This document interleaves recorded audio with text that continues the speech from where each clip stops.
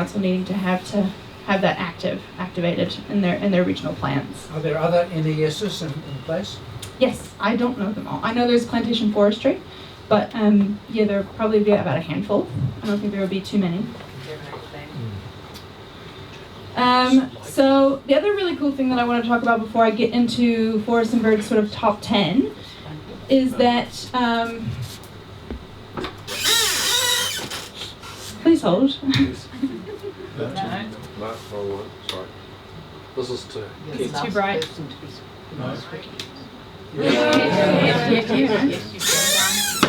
You happy, Colin?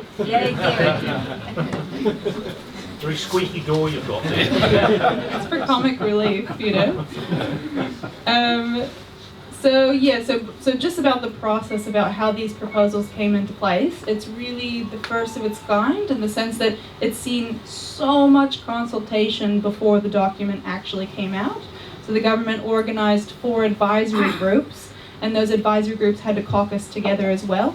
And so, and they've all got reports that you can read, that's public, which is great. One is a Science, Technical, and Advisory Group. They call themselves STAG, which I think is hysterical. Then there's the Kahui Waimāori Group, which are made up of different Kiwi and Tangata Whenua representatives. There's a local government group. And then the other group is the Freshwater Leaders Group, which has industry representatives. I think all of the industries were on that group except for Fed Farmers, which is why they're crying about being thrown under the tractor right now, because they weren't in the room, and so they're quite upset about it. And I think it's really important to note that not only was there so much consultation in the year prior to the release of these documents, but that science was taken into account pretty heavily, and these other groups were listening very closely to the science advice that was coming through. So it wasn't a matter of, well, let's check with the scientists after we find the policies that would suit what we want to do, but actually it was, hey scientists, what sort of policies are going to get us to ecological health? So it was completely different the way things were done, and there was a large amount of consensus among the groups. So you can read in their individual reports where they might have disagreed, but what was fantastic is not only did they largely agree within their group, but across the board when they caucused, they agreed as well.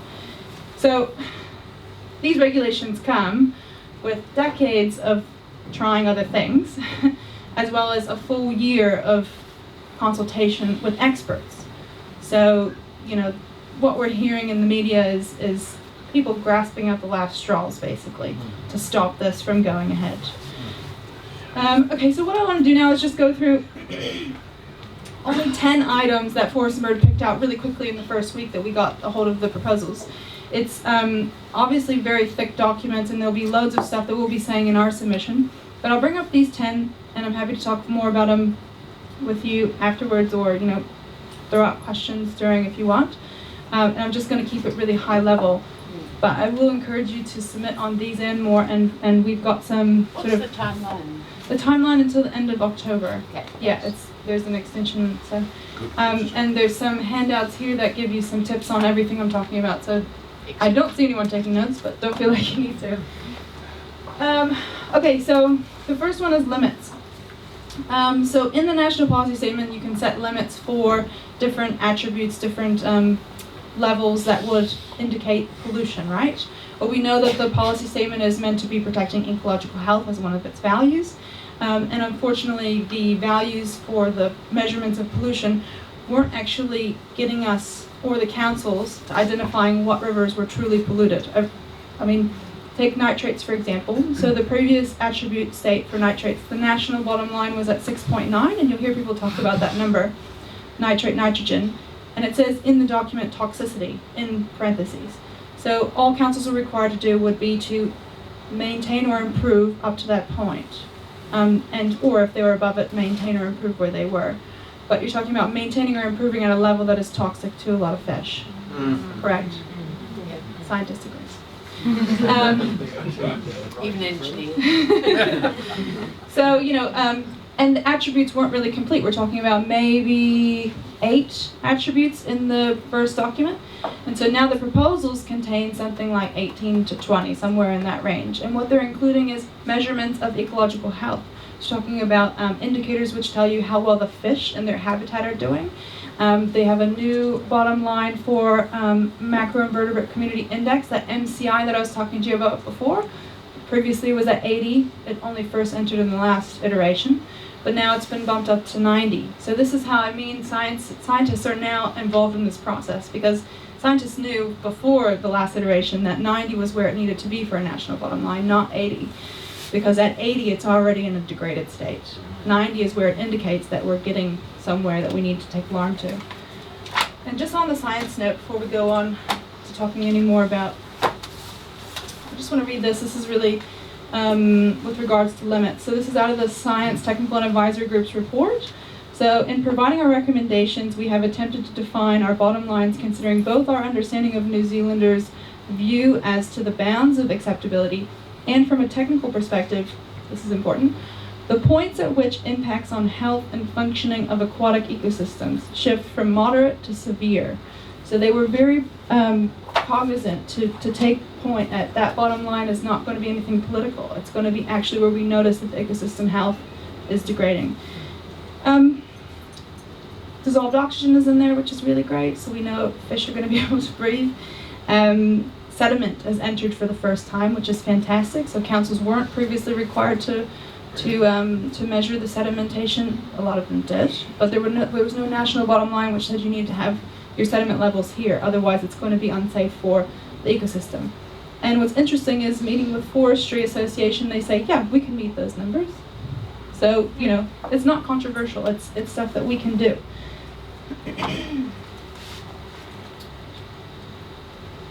Oops, wrong direction. Values. So this is number 9, values. I haven't put these in any particular order, so don't think that they're in a hierarchy of sorts. But previously, Te Mana o Te Wai was in the preamble of the document, and now it actually comes forward to be recognized as a planning hierarchy that needs to be taken into account, and that's really significant. So I'll just read you something to explain a bit about what Te Mana o Te Wai is. And this comes out of the National Policy Statement for Freshwater Management. So it's right up in the beginning, and it's actually in 1.5. So this isn't a preamble which can be ignored. It actually needs to be taken into account with regards to planning. So Te Mana o Te Wai, the mana of the water, refers to the fundamental values of the water and the importance of prioritizing the health and well-being of water before providing for human needs and wants. And so that's really significant, because previously we've always said, what's going to be left for the river, what's going to be left for the ecosystem after we've taken our cut. And so down here it says the principles of mana hare governance, kaitiakitanga stewardship, and manakitanga respect and care, and the hierarchy of obligations. So the water body comes first, and then essential needs of people, and finally for other uses. So it's environment, people, other uses, which is different actually even to the RMA, isn't it, in the sense that economy is right up there in the RMA. So that's major improvement. It's really significant in terms of turning around the way that we were thinking about things before. Another value is ecosystem health, as I was just talking about how that the attributes are actually going to speak to delivering ecosystem health for the first time, which is really fantastic. By the way, oh no, you're all seeing what the answers are!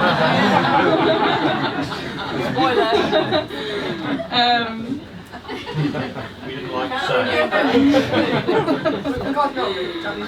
By the way, the document is not all kittens and rainbows. There are some things that we don't like in there, so I will take time to talk about that as well. One of them is action plans. So the councils are required to put together action plans. Now this is a separate document that's not a statutory document, so it sits aside from its regional plan. So it's sort of another thing that goes, oh, it took a box, we've got an action plan, we're going to do this, we're going to put it in the box and file it away, and then we'll never talk about it again. So what we want to see is if action plans are going to be a thing for regional councils, it needs to be brought into the regional plan so that they are statutory requirement to be fulfilled and they can be held to account for not doing it. But, so as I'm saying, it doesn't really have any teeth, and so it makes it difficult to defend legally. And so the question is, does it need to be a separate process or a separate document? I think not. However, I'm also skeptical about the idea of an action plan. I don't think the councils need their hands to be held. I think they actually need to be held to account in terms of what they're doing and what they're not doing. And that's a whole separate topic for another day, but I don't think that there's a statutory body that is looking at the councils and saying, this is where you've met your obligations and this is where you followed through. And that, you know, just like you're penalizing people for not following the rules, we're also going to be holding you to some sort of account for not actually monitoring and implementing those rules and achieving, you know, the policies and objectives that you set out. So that's something that we've got to work out after this process is over. Fish Passage is really fun. If you actually look on, I've just messed up Fish Passage saying it to you, but if you watch the parliamentary debates where they're all talking about Fish Passage, it's great because you could do a whole montage of all the different iterations of people messing up the word fish passage. But basically anywhere that there is a bridge, a road, a culvert built over a stream, you're going to have a pipe of some sort, or there's going to be an alteration of the natural flow of the stream.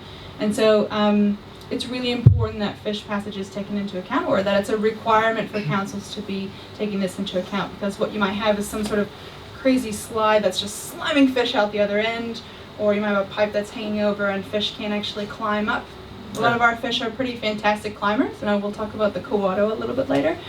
But if a pipe is jutting out, there's no way they're going to be able to go around the pipe and back up. There's some pretty incredible videos of young elvers coming in and trying to get, you know, around these pipes and up these walls, and it's just nearly impossible. So fish passage entering in is really fantastic. We're really happy to see that. When fish are cut off from migration, it means that they can't get food, they can't find mates, and they have a limited amount of play space, living space, you know? It's like living in a hotel room almost, because they can't access all that beautiful habitat upstream or downstream.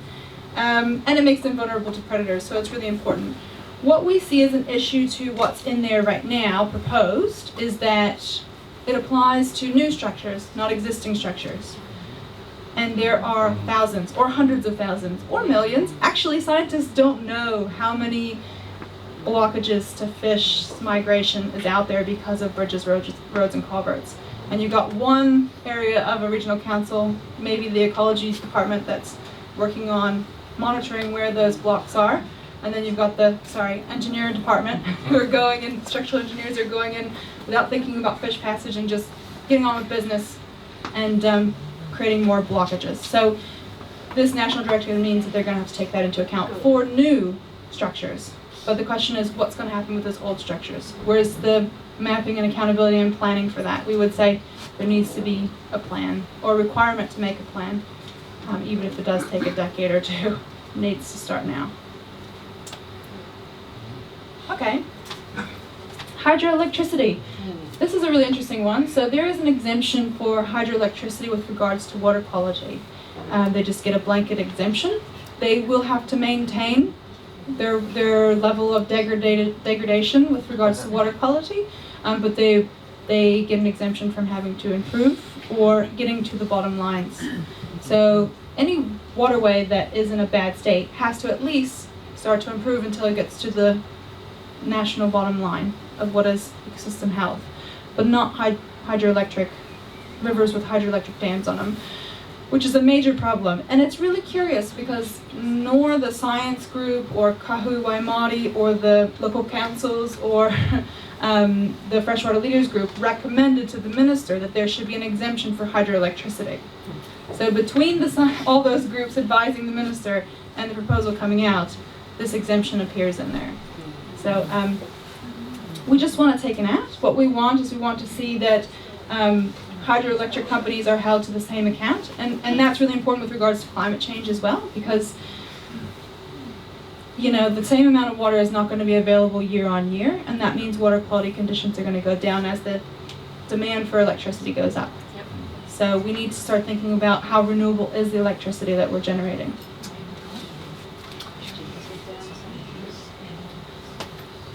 Okay, number 5, swimming. How many do I got time? Keep going. Okay. So there are good levels set, which is fantastic because, you know, Nick Smith really mucked it up last time. And so we're really happy with the levels. The only thing that we're not happy with is the fact that regional councils need to identify what is considered to be a swimming spot. So in fact, they could say, that's already degraded. Nobody's going to swim there, so that's not a swimming spot. So we're not required to meet E. coli standards there. And there's also a swimming season, which I think is really interesting. If you're a kayaker or a fisherman, fisherwoman, you would not be paying attention to the bathing season from November to February. You're going to be out doing your thing when you do your thing. So with regards to the swimming stuff, we would say it needs to be, well, why not blanket all rivers? Yeah, absolutely. Or at the very least, look at the places where we're already monitoring for E. coli and say that it needs to be held to that standard of E. coli contamination at all the places where we're currently monitoring, not where the regional council decides to identify. Where are you currently monitoring? So the Land and Water Aotearoa website collects all the regional council's monitoring sites, and then all the CSI, all the science organizations monitoring sites data I think will be in there as well. So we've got loads of data points. It's just about saying what is going to be qualified as a swimming spot, which will have to meet the E. coli bottom lines. And yeah, I encourage you when you do your submissions to just be really bold and say, forget about a swimming season. I want my rivers to be clean all year round so I don't have the risk of getting sick. Number 4, stock exclusion. So this is great. The last government talked about including stock exclusion, but they hadn't. So it's great to see that that's in there. And just a myth buster. People are saying, oh, sheep have to be kept out of the rivers, but actually it applies to cows, pigs, and deer, not sheep. Sheep are naturally averse to going in rivers, but and they're not the biggest polluter, in fact. So we're not too concerned about the fact that sheep aren't included. We're happy with cows, deers, and pigs being there. What we're not happy with is seeing that there's a 5-meter setback from where the animals are meant to be excluded or fenced off. In some cases, depending on the intensity of the activity, 5 meters is actually not going to be enough. You're just going to see a nice little river of pollution going right into the waterway. So yeah, we need to think about that distance. And then with regards to it applying only to waterways that are 1 meter wide, there will be some areas that are critical source areas. There's research that was done just last year that showed that the bulk of pollution that goes into waterways are happening at our smallest streams. So it's the first and second order stream for the freshwater scientists in the room. And so we know that the pollution is going in there. We can't fence all of New Zealand with regards to its small streams, but there will be some critical source areas where it's either affecting the groundwater, or we know that it's where the largest bulk of the contamination is going into the main stem. So rather than just blanket excluding everything that's less than 1 meter, why don't we look a little bit more smart and say, let's identify those areas that need more attention and make sure stock is excluded from those areas.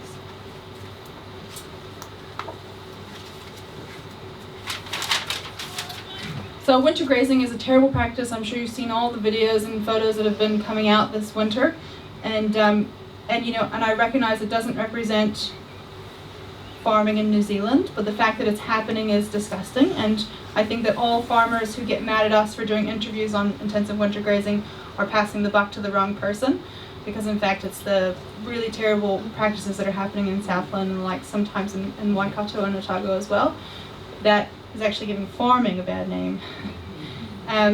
So it's nice to see the government regulating this practice, and we know that it's major source of pollution. It's terrible for animals' well-being, and just the mud and havoc that it has on the soil health and the groundwater is pretty devastating. So there are a couple things we have issues with. So we're happy to see it's in there, and it looks like it's going in the right direction, but just some things that need to change. So pasture is excluded from the definition of what is considered intensive winter grazing, and the majority of what's happening in Southland with the break feeding is on pasture. So that exclusion means that there will be, the falling through the cracks, basically, in terms of this regulation being meaningful to the poor practice that's happening in the likes of Southland. So we think pasture needs to be included in that definition. Pugging depth, that's the distance between the hoof and where the mud reaches. They're recommending an acceptable threshold of 20 centimeters, which is quite a lot. So, that's not okay. So just some tweaks that need to be done with intensive winter grazing. those rules, we're happy to see it's in the NES, and that means that it's going to be effective immediately. 2, I feel like we need to get a drum roll because we're getting close to number 1. Wetlands. So wetlands are quite important, and as I said before, it's the first time that meaningful proposals have come through with regards to wetlands. In the previous NPS, councils were only required to protect with regards to quality and quantity the significant values of wetlands. So if you are a regional council planning your rules, protect the significant values of wetlands is all the instructions you've been given with regards to protecting wetlands. That leaves a lot of free reign for you to interpret what does that mean? What are significant values? Which wetlands am I going to protect? Is it just the significant wetlands?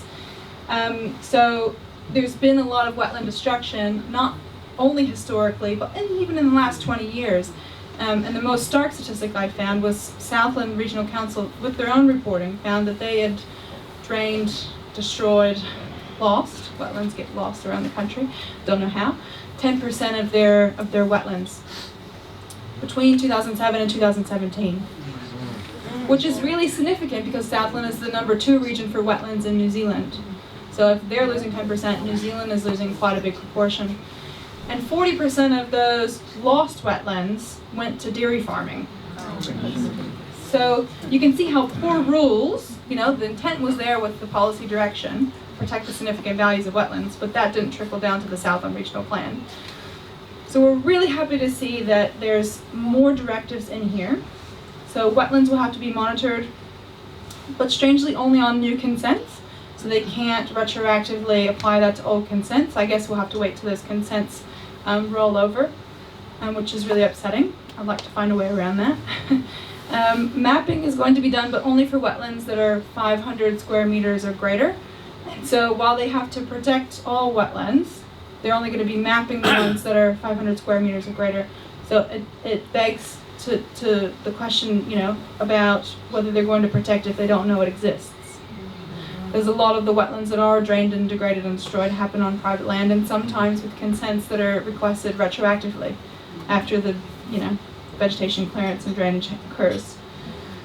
So we're asking, what about the smaller wetlands? They need to be mapped. What was the other thing I wanted to say about wetlands? It'll come back to me later. All right, we'll move on to the number 1. Drum roll ready? Yep. Okay, so farm environment plans. You guys have these in Canterbury, right? Yeah. How are they going for you? Yeah. Yeah, lots of thumb stands. Right, so farm environment plans are in there. They're called freshwater modules, and they've got this whole recommendation for sort of a planning group that's going to come in, maybe just freshly trained people from university coming in and talk to farmers about how they need to manage their land with farm environment plans. It's going to roll out all over the country. It's going to be amazing.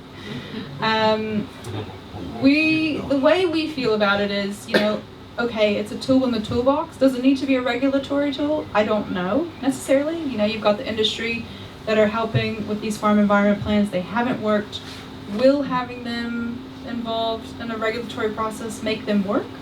I don't know if that's really going to happen, but the thing we're most concerned about with these farm environment plans is it's kind of a red herring, and that's why the industry are kind of in favor of it, because they're thinking, okay, we'll get the farm environment plans and regulation, and then we won't have strong rules, so we'll just, file the paper in the box, and then that'll be done. We'll check the box. Oftentimes these things don't have any teeth. People aren't actually coming back to check if they've been done. It's just, do the things you got to do, write the plan, and put it away. So do the farm environment plans if you want, but I don't think that they need to be regulatory, and if they are, it's going to need a lot more structure and teeth than is what's being proposed right now, because it looks like a bunch of red tape that's not going to go anywhere. So, and I'm really concerned that it's actually taking away from what we really need, which is the strong regulations, strong bottom lines, and the reduction in the pollution in the first place. I still don't remember what I was going to say about the wetlands. It'll come back to me.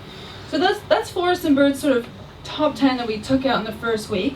There's loads more in there, and I do encourage you to go online and look at the summary page.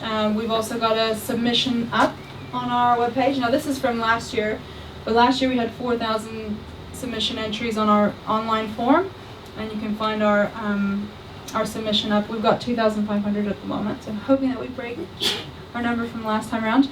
But it's more than just the number on the submission form. It's actually quality submissions. So if you have time to take one of these papers that I've got, which summarize the 10 points, and also give you a nice list of some filler words that you can say and some powerful one-liners. And we might be putting out some more content later for submission help, but this is just something that we produced for the roadshow. We're hoping people would go to this roadshow and speak up, but I think they were all quite intimidated by the presence of the agriculture industry being quite angry. But anyways, you can take these and do your quality submissions. And here's sort of my call to action to you is you've got the online submission. You can share our social content, like us on Facebook. We're always putting loads of stuff out, so we need to change the framing. Write a letter to the editor, individual submissions, and even an opinion piece would be amazing, because the agriculture industry is coming out in force saying that the sky is falling, but actually everything that we're talking about is quite reasonable. We can achieve this, and it's only actually just the beginning. Forrest and Bird would say that we need loads more than this to get where we need to go to turn the freshwater crisis around. How much time do I have to talk about fish? 2 minutes? Yeah. Oh my gosh, rapid fire. There was a lot of technical difficulties in my defense, right? Alright, so this is not a native freshwater fish, as you can tell. This is a Stygofauna, and these guys live in the groundwater. They're pretty fantastic. I just really love them because they don't have any eyes, they're translucent. But they're so important because they eat up all the biofilms, all the bacteria that's building up in the groundwater, and they help the groundwater move along, and they clean it up. And yeah, they're pretty fantastic. And I put these up here because while we are only just now learning about our fish, we know so very little about these invertebrates. And so you can only begin to imagine the amount of work that we've got to do to protect our freshwater environment, both above and below ground. So some basic facts on our freshwater fish. We've got more than 50 species, 35 of them are native. Anyone name any native freshwater fish? Canterbury mudfish. Canterbury mudfish, Puckapoo, Inanga, lots of galaxids, bullies, cool. I went around Wellington, it was appalling! I went around Wellington with a camera and asked people, could you name a native freshwater fish? And so many people said trout. I almost died. I even then showed them a photo, a series of photos, and they only recognized the eel. And most are endemic and diadromous, meaning they need to go out to sea and back into freshwater. They either start their life out at sea or they start their life in the freshwater. And so it's really important that fish passage and water quality is withheld throughout. I've already told you that most of them are in danger, and they've got a lot of threats that they face, more than just water quality. So this is just the starting block for what we've got to do. Death by 1,000 cuts. These fish are experiencing loads of stress. Oh, you've already answered that question. I'm just going to tell you about a few of my favorites. Actually, I'll just tell you about two since I'm low on time. So this is the Piharo Kanakana or lamprey, and it starts out in this little right-hand corner, and that's a fingerprint behind the little translucent thing. And so it's born in freshwater, opposite to the eel, and it lives here for a couple years, and it just feeds normal, and goes out to sea. And when it goes out to sea, it turns color, actually. It turns this really beautiful blue, and it uses these little teeth almost. They're not quite teeth, but they suck onto a large fish or a whale, and they rasp. They suck and rasp, and they get a hole in that fish, and they just hook a ride through the Pacific, sucking the blood of these larger fish or sea mammals. And after three or 4 years of feeding, and I've seen one geotag that went up to the Pacific Islands, down to Antarctica, and back to New Zealand, using pheromones, they believe, to get back to the same river they were born. When they come back, they morph and they grow these little things on the side to help them mate. They don't eat for the 3 years of their back because they've got all that blood with their fat on, and then they mate and lay eggs and die. They're pretty incredible creatures, and I'm pretty sure they're a Tonga species. How big? I'm pretty sure they can grow quite big, but yeah, they start out really small. The bullies are really cool. Those are our most bright and beautiful fish, I think. They're really cute. They protect their young. Torrent fish, they love fast-flowing waters. I'll just talk to you a little bit about the Koaro and then I'll wrap up. So I love the Koaro because it's one of the 5 whitebait species, and it's born out at sea. We know so very little about its life out at sea, its life stage. We're not even sure, like, you know, how the ocean currents contribute to the population spread and mixing when it's out there, and why they decide to come back, or when they decide to come back, or where they decide to come back. We know that around the times that they do come back, but there's a lot at play there. And when they do come back, they grow, you know, into these full-size Koaro, which get about that big. And they travel all the way up into the headwaters of the mountains, some 1,500 meters above sea level. And they do that by using their little dorsal fins to sort of suction and shimmy up waterfalls. So they're like going against a waterfall. It's pretty incredible how powerful climbers they are. And that's why I really love them. And here's another one that is a special inland lake Koaro. And so I think this is a glacial lake, and that's probably why the color is so distinct.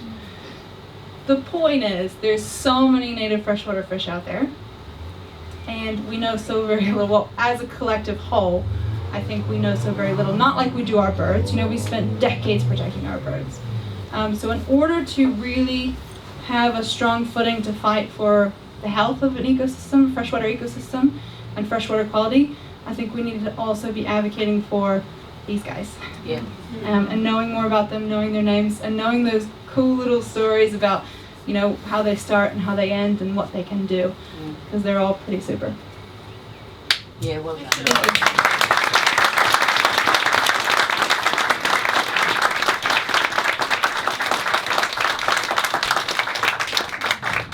Questions? On the panel. I'll just shout. Hang on, Ross. Are these proposed policy changes accompanied by resourcing to actually help regional councils or whoever's on the ground implement them?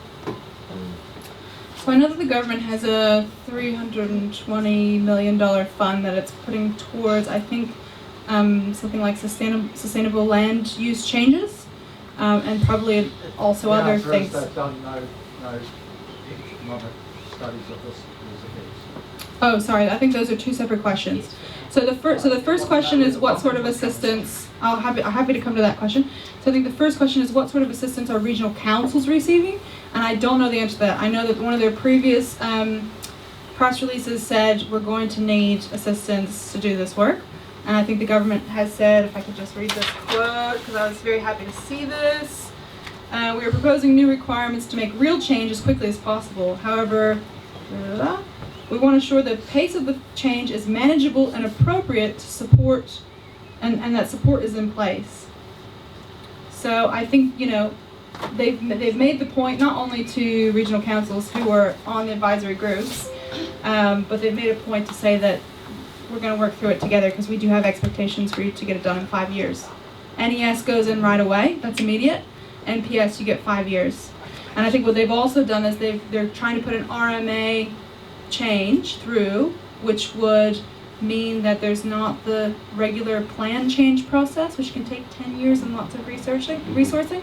So what they're saying is that now it'll go through an environment court, and it won't even have a chance for appeals, which is a little bit dangerous, I think. But the idea is, I think that the central government is aware that local government needs help to meet these deadlines.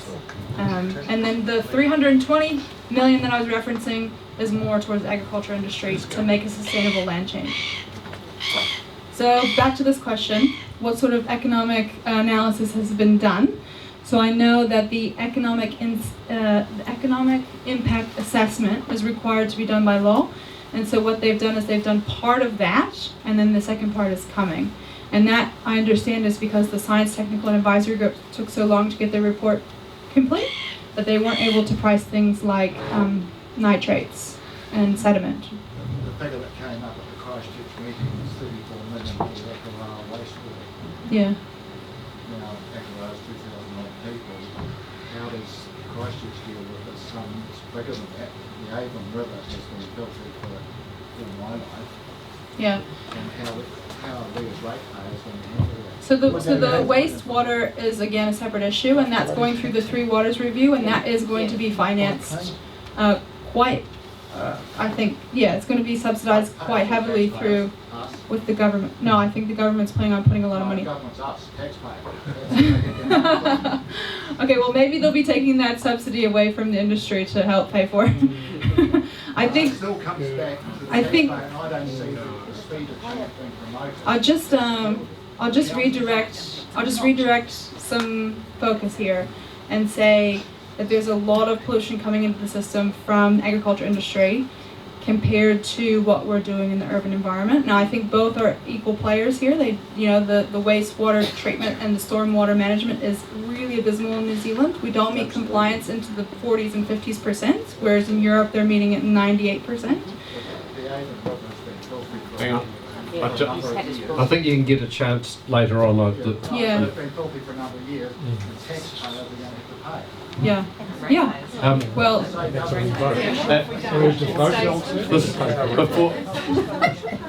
What does happen too often for local government is central government change the rules and local government pays, and so right. but I think we can't afford to not deal with the wastewater management issue. He's talking about a lot of illness. I've got a question. If you can make some comment on the fact that the MPS seems to be mainly about water quality. What about the whole issue of water quantity, which impinges very heavily on water quality? Yeah. And that seems to have been left out. Why? And isn't this a huge failing? Yes, yes, and yes. So as a water scientist, I would say you don't deal with quality and not like they're hand in hand. So it's a major misstep in my opinion, and I think a lot of scientists' opinion. The thing is, there's politics driving this, and so what they want to do is reach some sort of consensus before the election year and get this implemented so they can say we did it. And I think in order to include, and it was too hard with Māori rights. They were saying that they couldn't deal with allocation because it was going to take too long and it was too hard and it was going to be too probably controversial. So they left allocation with regard to water quantity, but also they've sort of parked allocation with regards to nutrient discharge. So there's a lot of people who are missing out basically on their portion of the pollution without that having been What's your addressed. advice in terms of our submission in that regard? Well, the Did everyone government. hear that question? Yeah. Penny. What's your advice in terms of our submissions on this issue? Okay, so my number one is to say that ecological flows need, so you can say in your submission that you're disappointed that ecological flows got parked and that needs to be addressed. The government has said that they're not going to address allocation until after the election.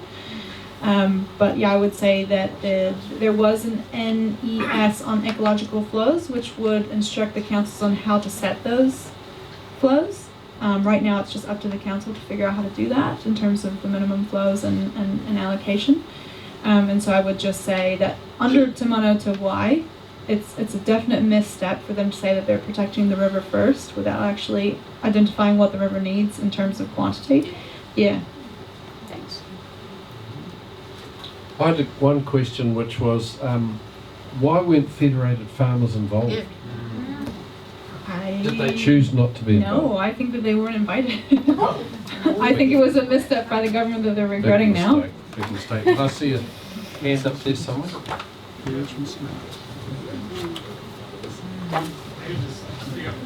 What are your thoughts on stream augmentation from a policy standpoint? Okay, is this managed equitable recharge under another name? Yes. So what's my opinion on stream augmentation? Say it again? There's also some more direct methods for stream augmentation. Yeah. So I was really obsessed with groundwater in my master's degree, and I'll just give you a parallel example here. There's something called phytoremediation, which I think is so cool. It's the idea that if there's a contaminant spill of any kind, you can plant poplar trees or a fast-growing type of a tree that's going to absorb that contaminant. In an emergency situation, something like that would be amazing to save the groundwater, to save the soil, and to rectify a mistake that's happened. Now, what we're looking at in Canterbury is not a one-off mistake that happened just because we weren't paying attention. Or if we weren't paying attention, it's been for 30 years.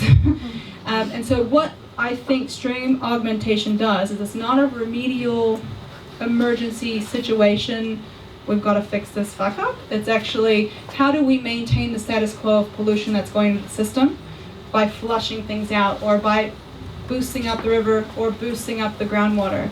And so I would say to propose augmentation or manage aquifer recharge without a very strong plan to stop the pollution or to stop the extraction of water in the first place means it's kind of like just running buckets around, you know, that's all we're doing. And so, yeah, I don't necessarily agree with the way that we're using this emergency remediation tool as like a crutch to continue poor practice. Yep. Are you optimistic that your scientific knowledge can overcome politics and the system? No, that's why I'm here. Please put those submissions in. The minister has said a couple times that he wants to walk, well, he hasn't said it in such explicit words, but we're really concerned about the dissolved inorganic nitrogen values. That's the change to the nitrogen values that took us from toxicity to now ecosystem health. It's amazing that these values are in here because this is a level of pollution fish can tolerate to exist, not pristine water. And so I think maybe coalition partners, or I don't know what sort of pressure from the industry is coming in to make the government feel that he wants to go back on scientific consensus, which is just bizarre. Because my legal advice that came just last week from Sally Jepp, I don't know if you know her, but she was the one who was on the Supreme Court case for the Ruataniwha, the forest and bird. Anyways, she said in the Southland regional planning right now, where they're talking about setting minimum lines for dissolved inorganic nitrogen, all the scientists and industry experts that are caucusing on that said, we agree with the 1.0, which is the same that's being proposed in the NPS. Yeah. So for the government to walk that back means that there's some sort of political strings that are being pulled. But to answer your question, I am scared. And that's why we really need the public to get outraged. More than we did last time with Nick Smith. Last question. I was just going to point out that one way to get the whole science and politics things more aligned is to do things like voting in the water scientist that's standing for EPN. So yeah, Vicky Southworth sitting right there. Sorry. That's a good point. I've just right. They didn't hear it. You want to say it? I'll say it and then you have to say something. How does that sound? I would say one thing to align the politics and the science a bit better is actually to elect the water scientist who's sitting in the front row here. And she's standing for ECAN, and it's Vicky Southworth, and I'll hand over to her for 2 seconds. Yeah, I'll be really quick. So, hi. So I'm standing South Christchurch constituency. Holland Clifton, here we are. This is the bit I'm learning. So I spent the last 3 years doing a water resource management course at University Canterbury. The public speaking part's about the bit that I find difficult at the moment, but the science I've done now for about 20 years. And so I feel quite confident that I've got something to bring to this region. So there you go.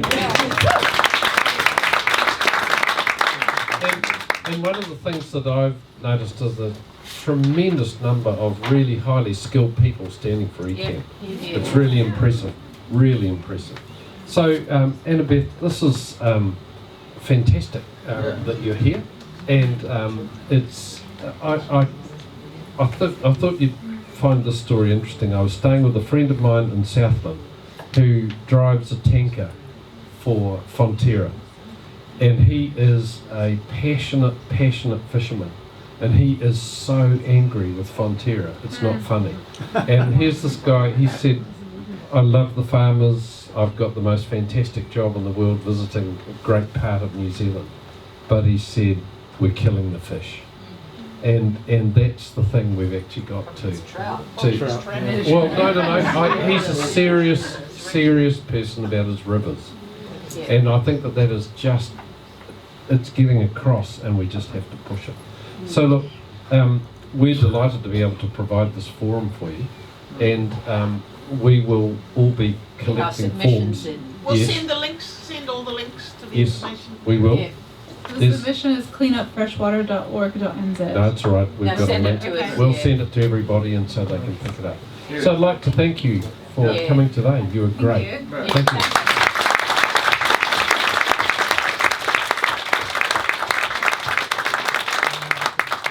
And if anyone's not on our Tuesday Club notes, email list, come and see me and I'll put you on it.